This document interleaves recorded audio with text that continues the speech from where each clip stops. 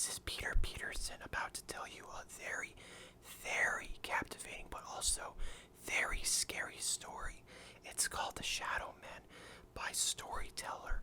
I swear on my grandfather's eternal soul, this story actually happened. Granted, I wasn't there, I wasn't even born when this event happened, but I have proof because a friend of mine from the site 4chan sent it to me. Do not worry, you have my trust that you are safe and sound with me. There's nothing around us.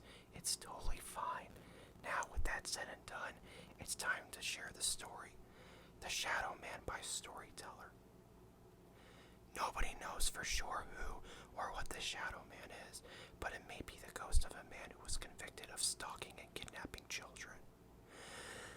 He was caught at a home he had broken into a few days before and was being dragged off to the gallows after his trial when he overpowered the guards and ran into the woods. A huge search was organized and the entire forest was thoroughly searched, but he was never found. A few years later, children started going missing again, and some people thought that it must be him.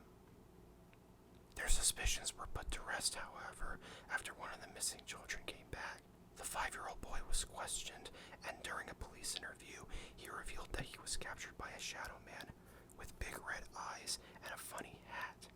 Since then, there have been many more reports of the shadow man, in quotes. The shadow is described as being a shadow of a tall man with a bowler's hat and a glowing red eyes. Very, very glowing red eyes. He can assume almost any form he chooses and slips through any door.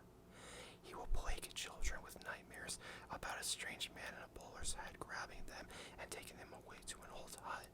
After a few days, he will creep into the child's room and stare down at them with his glowing red eyes until they wake up.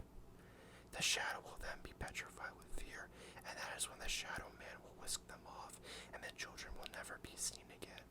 The scariest part is that he could be anywhere at any time, and you can never be sure if he is there, watching you.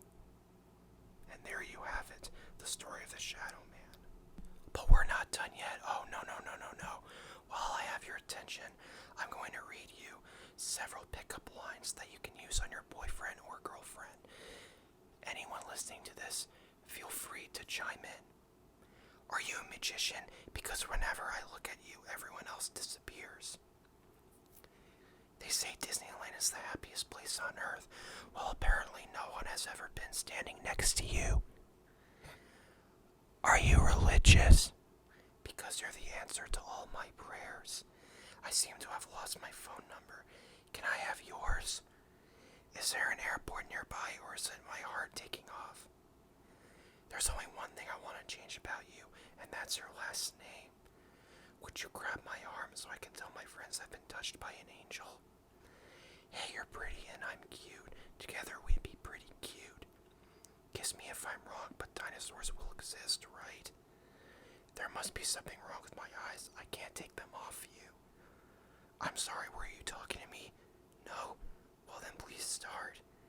I may not be a genie, but I can make your dreams come true. Hello, I'm a thief, and I'm here to steal your heart. You don't need keys to drive me crazy. Are you a dictionary? Because you're adding meaning to my life. I'm no mathematician, but I'm pretty good with numbers. Tell you what, give me yours and watch what I can do with it. My buddies bet me that I wouldn't be able to start a conversation with the hottest person in the bar. Wanna buy some drinks with their money? Sorry, but you owe me a drink. Why? Because when I looked at you, I dropped mine. And finally, hello, Cupid called. He wants to tell you that he needs my heart back. I'm single. Now for this next part, I would like to dedicate this song, or at the very least these lyrics, to the one and only Clay Aiken. Does anyone remember him? No? That's unfortunate. Here we go. If I was invisible, then I could just watch you in your room. If I was invincible, I'd make you mine tonight. If hearts were unbreakable, then I could just tell you where I stand. I would be the smartest man if I was just invisible. Wait, I already am. Isn't that beautiful? Such raw, visceral poetry that nobody has nowadays. I'm the bad guy. ask me how I'm feeling. Don't tell me you're too blind to see that I'm never gonna give you up. I'm never gonna let you down. I'm never gonna run around and desert you, make you cry, say goodbyes, tell a lie, or even hurt you. I will never do any of that. Because we've known each other for so long. Your heart's been aching, but you're just too shy to say it, sweetheart. Instead, we both know what's been going on. We know the game, so therefore, we should both play it. Beautiful. I'm talking about you, Charlie. What happened to the man I once loved? God damn it. You're breaking my heart, sweetums. Don't you realize that you're every man in the world to me? You're my fantasy, you're my reality, you're every man in the world to me. You're everything to me. You're everything I need. Everything good, everything fine. That's what you are. So put your hand in mine and together we'll climb as high as the highest star. I'm living in the lifetime in every minute that we're together, and I'm staying right here by your side forever.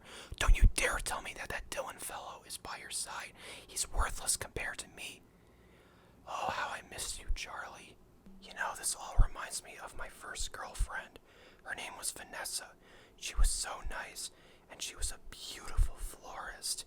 I mean, as of now, we're not dating anymore for obvious reasons. But that being said, I remember she would fly outside of her hive just to get to me with powerful washers and M80s, 1/8 of a stick of dynamite. Then she saved my life from this crazy guy named Peanut Butter Jocko. Jocko was such a jerk. Oh my gosh, you wouldn't even believe it. You wouldn't believe the life I had until I met Vanessa. And now she's with Charlie and his new boyfriend Dylan. Polygamy, am I right? I thought of you as my mountaintop. I thought of you as my peak. I thought of you as everything I had but couldn't keep. I had, but could not keep. You are a man of the wilderness. The only plan you have is to walk up that mountain until you feel like stopping. You tell your friends that it's nothing personal, but this weekend belongs to you. You've come prepared with your river cannon, Bowie knife sheathed at your side. This hand-forged, unique knife comes shaving sharp with a perfectly fitted hand-tooled sheath. The broad stainless steel blade shines in harmony with the stunning striped horn, wood, and bone handle. When you feel the heft of the knife in your hand, you know that you're ready for whatever nature throws at you. This knife boasts a full tang blade, meaning the blade doesn't stop at the handle. It runs the full length of the knife. According to Gear Patrol, a full tang blade is key, saying a full tang lends structural strength to the knife, allowing for better leverage. Think one long steel beam versus two. With this knife, you're getting the best in 21st century construction with a classic look inspired by legendary American pioneers. What you won't get is the trumped-up price tag. We know a thing or two about the hunt, like how to seek out and capture an outstanding collector's quality knife that won't cut into your bank account. This quintessential American knife can be yours to use out in the field or to display as the art piece it truly is. But don't wait. A knife of this caliber typically costs hundreds, priced at an amazing $49. Now we can't guarantee this knife will stick around for long, so you better call today. Your satisfaction is 100% guaranteed. Feel the knife in your hands, wear it on your hip, inspect the craftsmanship. If you don't feel like we cut you a fair deal, send it back within 60 days for a complete refund of the sale price. But we believe that once you wrap your fingers around the River Canyon's handle, you'll be ready to carve your own niche into the wild frontier. Now with that all said and done, it's time I shared all of you another story. There once was a man named Gold Roger, who was king of the pirates. He had fame, power, and wealth beyond your wildest dreams. Before they hung him up from the gallows, these were the final words he said. My fortune is yours for the taking, but you'll have to find it first. I left everything I own in one piece. Dreamin', don't give it up, just don't give it up. Don't give it up, don't give it up. So here's how the story goes. We find out about this treasure in the Grand Line, and this pirate whose eye is on it. He constantly sings about the pirates. That kid's name was Lunky D. Moofy. He's gonna be the king of the pirates, and funny enough, he's made out of rubber because he took a bite of gum. His friend's name is Zoro, and he's a samurai, and he has a friend, a lady friend named Nami. She's also very shy, and she's part of the pirate crew as well. They're all doing their thing because they're all gonna be king. They're setting sail for One Piece. It's the name of the treasure. So just don't give it up. Don't give it up. One, don't get up. Don't give it up. Oh, ladies and gentlemen, I need to confess something to all of you. You see, as artists yourself, I think you'll get my drift when you hear me out. You see, sometimes when I'm driving at night on the road, I see two headlights coming toward me, and they're really fast. You see, when they happen, I have a sudden impulse to turn the wheel quickly, head on into the oncoming car, and that way I can anticipate the explosion, the sound of shattering glass, the flames rising out of the flowing gasoline. That way I know what it's like to see Satan. Satan is someone I've worshipped for so many years, but nobody ever, and I mean ever, wanted to talk to me after that. I'm telling you, it's really hard to be welcome in this society.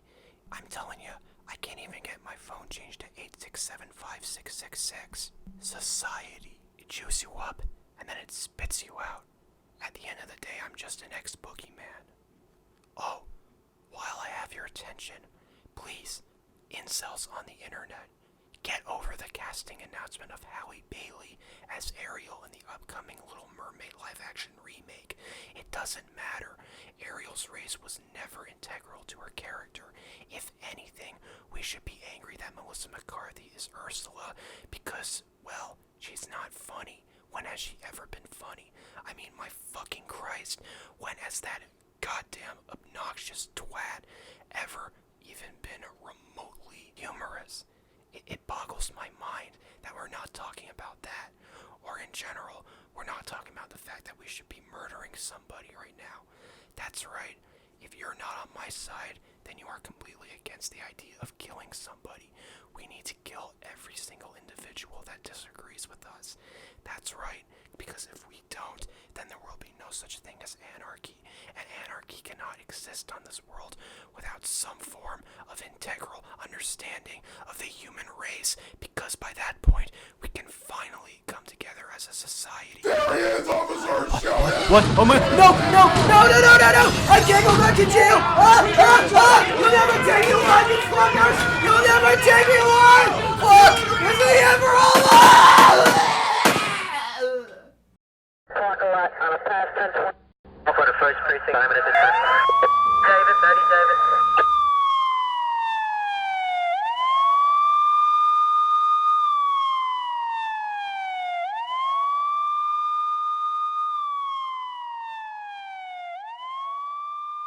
Oh, ain't that a damn shame. But let us be a lesson to a lot of you. Never pose as something you're not, kids. Now, if you'll excuse me, I'm going to go dress up as a clown to entertain my niece. What? It's your birthday?